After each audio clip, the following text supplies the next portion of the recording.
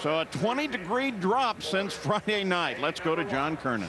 And I'm down in the Top Fuel pits of Antron Brown. We just saw your teammate Matt Hagan go #1 in funny car. You're #1 in Top Fuel with that 381 you ran last night.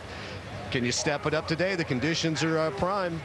Conditions are really good out there, so we got to go out there. We got to try to protect that spot. I mean, we made a great run last night, but it's going to be different out here today. It's cloud cover, the track is tight. We got to go out there and run this thing on mean, and all these other cars are going to step up, and we like to keep that #1 spot, but it's going to be a tough job. But I got confidence in the team. We're going to see what we can do.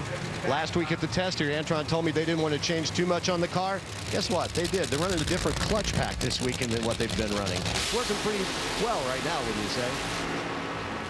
Sure looks like it is. Hope they don't touch it, change anything now.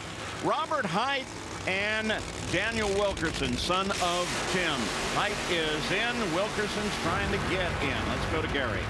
At the top end with a couple of satisfied drivers. Matt Hagan, boy, you bounded out of there with big energy after the boomer you had last night to go #1. Were there any doubts in your mind as you sat there waiting for this chance? I ain't gonna lie to you, I was nervous. You know, I told you last night we were disappointed because we felt like we gave up a really good shot right there. But Tommy DeLago, he's a man. You know, I mean, how do you take that guy and, you know, come back last night after that and you think, man, he's going to be soft out there and we'll just go down the racetrack?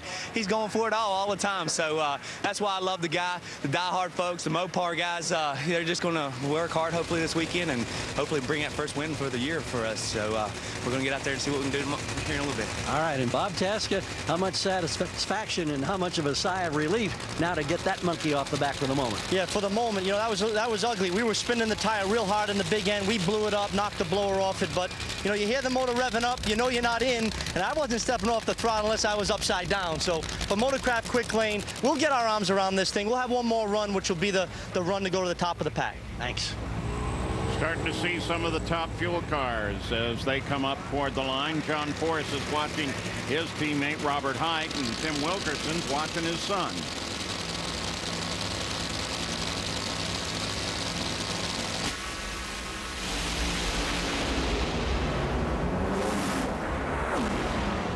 .413 for Hight, moves him up to 3rd. Dan Wilkerson, 421, and that puts him in 13th. He's in the field at the U.S. Nationals, knowing his dad won here in 2003. Well, both drivers, I think, did exactly what they were trying to do. I mean, Jimmy Prock might have left a little bit on the table. 4:13 elapsed time. He said he wanted to get back to being a little bit more consistent, and that was a nice step in that direction.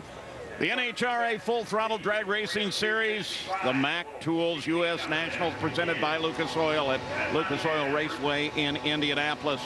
Gang's all out here. I'm Paul. Mike Dunn's right alongside me, and Gary Gerald, John Kernan.